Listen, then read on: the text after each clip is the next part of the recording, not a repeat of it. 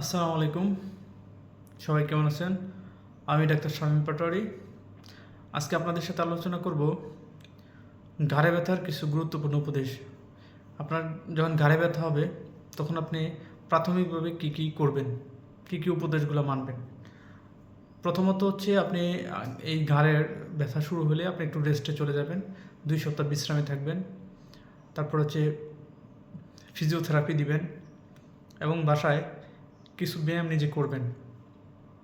বাসায় কিছু ব্যায়ামের মধ্যে আমরা যে ব্যায়ামটা হচ্ছে মেইনলি করতে বলি, সেটা হচ্ছে আপনি আপনার এই ডান হাত দিয়ে আপনার মাথার এই ডান পাশে ধরবেন, ডান পাশে প্রেশার দিবেন বিপরীত দিকে, বাম দিকে, আর মাথা দিয়ে আপনি ডান হাতের উপর প্রেশার দিবেন, দিয়ে আপনি 1 থেকে 20 পর্যন্ত গুনবেন। 20 পর্যন্ত গোনা হয়ে গেলে আবার আপনি আপনার বাম হাত দিয়ে আপনার মাথার বাম পাশে সাপোর্ট দিবেন, দিয়ে হাত দিয়ে আপনি প্রেশার দিবেন এদিকে, আর মাথা দিয়ে প্রেশার দিবেন ওই পাশে, দিয়ে 1 থেকে 20 পর্যন্ত করবেন। কিন্তু মাথা একদম স্ট্রেট ফরওয়ার্ড থাকবে, বাঁকানো এরকম হবে না।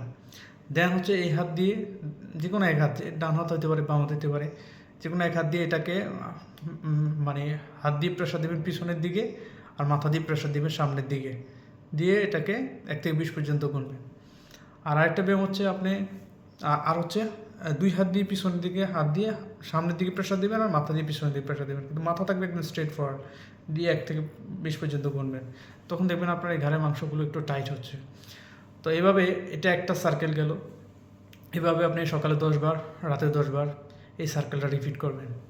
আর দিনের বেলা আপনি যখন সজাগ থাকবেন তখন হচ্ছে আপনি গলায় মানে ঘাড়ে হচ্ছে আপনার একটা সার্ভাইকাল কলার ইউজ করবেন, নরমটা। আর যখন ঘুমাতে যাবেন তখন হচ্ছে আমরা যে বালিশ ইউজ করি সেটা না ইউজ করে আপনি সার্ভাইকাল পিলো পাওয়া যায় বাজারে, সেটা এই ঘাড়ের পিছনে, মাথার পিছনে না, জাস্ট ঘাড়ের পিছনে দিয়ে ঘুমাবেন। ঘাড়ের পিছনে দিয়ে এভাবে করে ঘুমাবেন। সার্ভাইকাল পিলো অনেকে কিনতে চায় না, দুইটা জিনিস কিনা অনেকের জন্য একটু ব্যয়বহুল হয়, সার্ভাইকাল কলার অ্যান্ড পিলো। তো সেক্ষেত্রে আপনাদের সবার বাসায় তো ছোটো ছোটো বাচ্চা থাকে, বাচ্চাদের ছোটো গোল বালিশ, হ্যাঁ, সেটাও আপনি এই ঘাড়ের নিচে দিয়ে মানে ঘুমাইতে পারেন।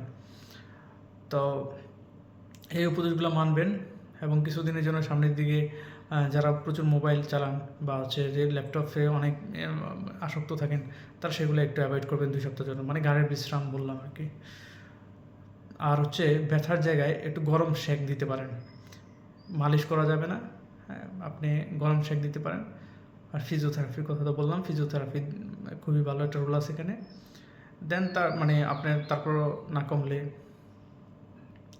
আপনাকে আর পরীক্ষা নিরীক্ষা করে ওষুধপত্র এবং কী রোগ সেটা ধরতে হবে, ধরে ট্রিটমেন্ট দিতে হবে। তো সবাই ভালো থাকবেন, সুস্থ থাকবেন। আসসালামু আলাইকুম রহমতুল্লাহ।